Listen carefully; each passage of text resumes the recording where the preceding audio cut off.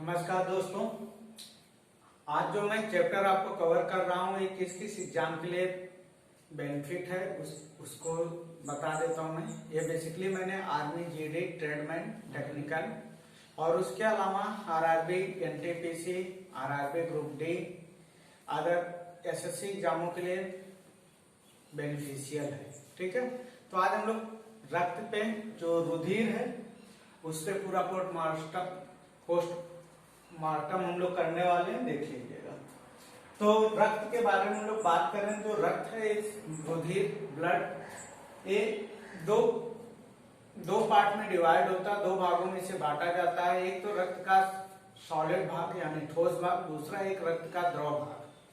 ठीक है, तो रक्त का जो सॉलिड पार्ट है वो तो रक्त की कणिकाएं हैं जिसमें आपकी आरबीसी, डब्ल्यूबीसी और प्लेटलेट्स आते हैं। और रक्त का जो तरल भाग है, लिक्विड है, वो है प्लाज्मा। तो ये प्लाज्मा हमारे शरीर में होता कितना है? ये प्लाज्मा हमारे शरीर में 55% के आसपास होता है। इस प्लाज्मा में जो 90% होता है वो जल होता है, बाकी 10% में आपके कार्बनिक और अकार्बनिक पदार्थ पाए जाते हैं। ठीक है, और प्लाज्मा का जो काम होता है पचे हुए भोजन और विटामिन का संवहन करने का काम करता है। इस प्लाज्मा में से फाइब्रिनोजन नामक प्रोटीन को हम लोग अलग कर लें तो शेष भाग को हम लोग सीरम बोलते हैं। अब आगे हम लोग इसके दूसरे पार्ट पे जाते हैं, कार्बसेल्स पे जाते हैं। तो जो कणिकाएं हैं, तो सबसे पहले हम लोग जो आरबीसी की बात कर रहे हैं, आरबीसी लाल रुधिर कणिकाएं। तो इस लाल रुधिर कणिकाएं यानी आरबीसी का दूसरा नाम अंग्रेजी में आपको याद होना चाहिए इरिथ्रोसाइट्स। कभी कभी एग्जाम में आरबीसी ना देके वो इरिथ्रोसाइट्स नाम दे लेते हैं, तो इसलिए आपको इंग्लिश नाम भी याद होना चाहिए। तो ये आरबीसी का कलर लाल क्यों होता है? तो आरबीसी का कलर हमारे शरीर में एक हीमोग्लोबिन नामक प्रोटीन पाई जाती है, जिसकी वजह से ही ग्लोबिन की वजह से क्या होता है कि इसका कलर जो रंग होता है वो लाल होता है। और इस हीमोग्लोबिन में आयरन धातु पाई जाती है। अब इसका निर्माण हमारे शरीर में कहाँ पे होता है? तो इसका निर्माण हमारे शरीर में बोन मैरो में होता है, अस्थि मज्जा जिसको आप बोलते हो। इस आरबीसी की कमी से रोग कौन सा होता है? तो इस आरबीसी की कमी से हमारे शरीर में जो रोग होता है वह होता है एनीमिया। और इस आरबीसी की अधिकता से कौन सा रोग होता है? कमी तो आप जानते हो एनीमिया, लेकिन अधिकता से कौन सा रोग होता है? तो इसकी अधिकता से जो रोग होता है उसको हम लोग बोलते हैं पॉलीसीथीमिया। इंग्लिश और हिंदी दोनों नाम इसका यही है। एनीमिया को हम लोग रक्त अल्पत्ता भी बोलते हैं।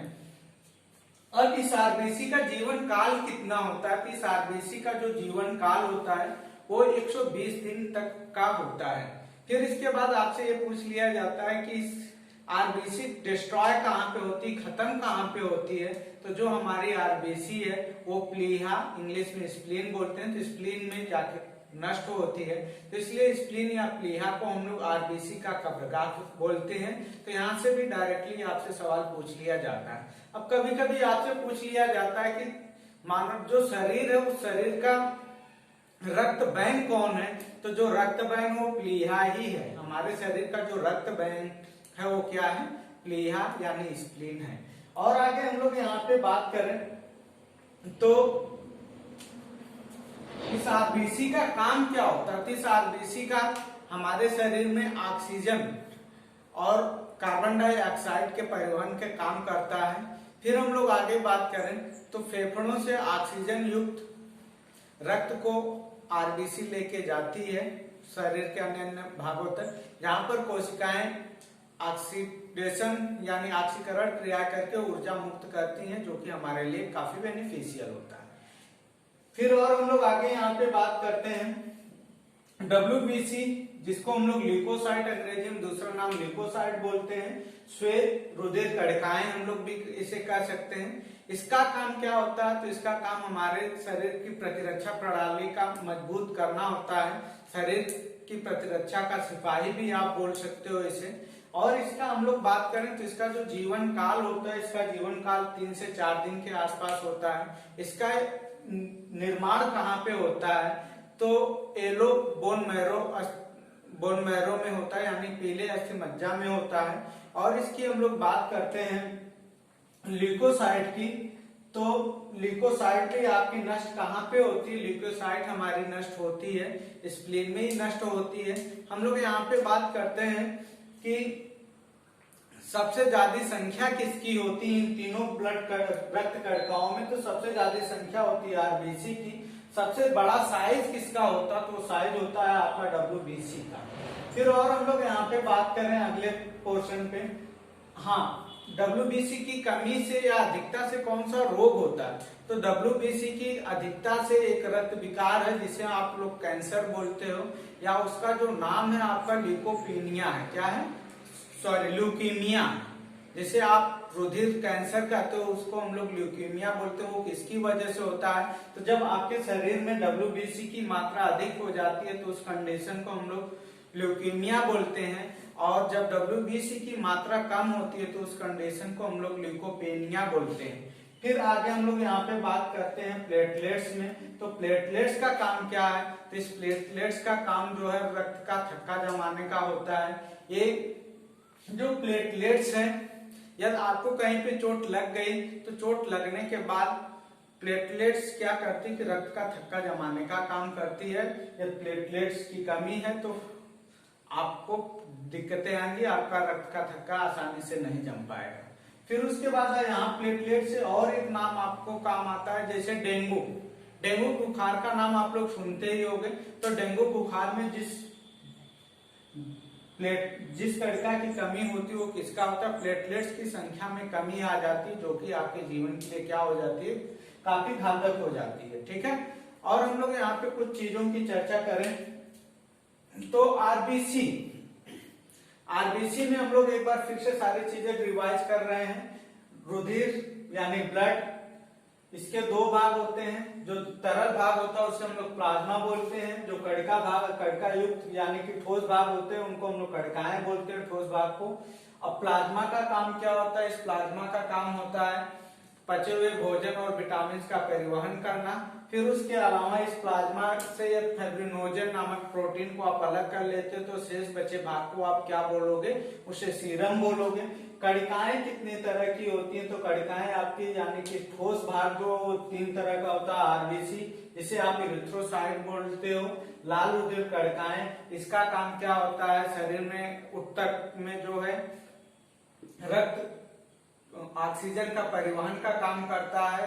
फेफड़े से ऑक्सीजन युक्त रक्त को कोशिकाओं तक पहुंचाता है, जहां पे ऑक्सीजन कोशिकाएं क्रिया करके क्या करती है? एनर्जी मुक्त करती है। फिर डब्ल्यूबीसी की हम लोग बात करते हैं तो डब्ल्यूबीसी श्वेत रुधिर कणिकाएं, ये हमारे शरीर का डिफेंस सिस्टम है, रक्षा प्रणाली है।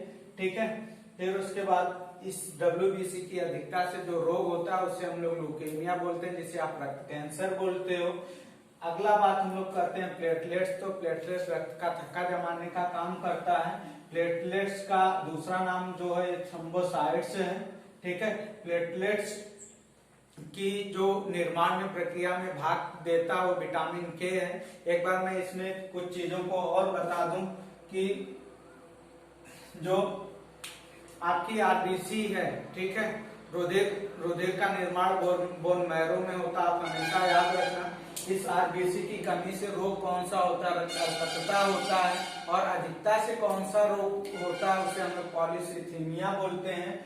और यहाँ पे आप देखो तो ये रक्त की थोड़ी सी और डेफिनेशन मैं बताऊं तो रक्त है क्या? रक्त एक तरह का ऊतक है। क्या है? ऊतक, जिसे आप अंग्रेजी में टिश्यू बोलते हो।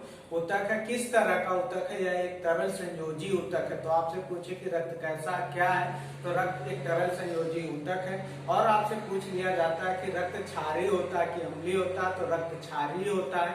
रक्त का पीएच मान कितना होता है? तो रक्त का जो पीएच मान है वो आपका 7.4 होता है, यानी कि जिसका पीएच मान 7 से ज्यादा होता है उसे हम लोग क्षारीय बोलते हैं। तो इस तरह से आपका रक्त भी क्या है? एक क्षारीय पदार्थ है जो एक तरल संयोजी ऊतक के रूप में जाना जाता है। और हम लोग यहाँ पे बात करें आरबीसी के लिए, तो आरबीसी की जो संख्या काउंट की जाती है वो हीमोसाइटोमीटर से गिनी जाती है। आरबीसी की संख्या काउंट करने के लिए हीमोसाइटोमीटर का यूज किया जाता है। और हम लोग यहाँ पे बात करें ब्लड प्रेशर भी होता है। तो ब्लड प्रेशर को नापने के लिए कौन सा यंत्र हम लोग यूज करते हैं? तो ब्लड प्रेशर को नापने के लिए हम लोग स्फिग्मोमैनोमीटर यूज करते हैं। फिर उसके बाद आपसे ये पूछ लिया जाए कि जो रक्त का दाब होता है शरीर के अंदर, वो वायुमंडलीय दाब से ज्यादा होता है कि कम होता है? तो जो शरीर के अंदर रक्त का दाब होता है वो हमेशा वायुमंडलीय दाब से ज्यादा होता है।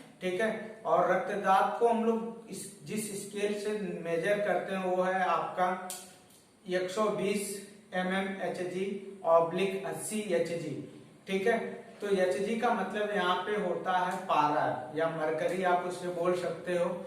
अगला हम लोग इसका पार्ट जो पढ़ने वाले हैं, उस पार्ट में हम ये बताएंगे कि रक्त की खोज किसने, रक्त को कितने भागों में बांटा गया, यानी कि रक्त का वर्गीकरण।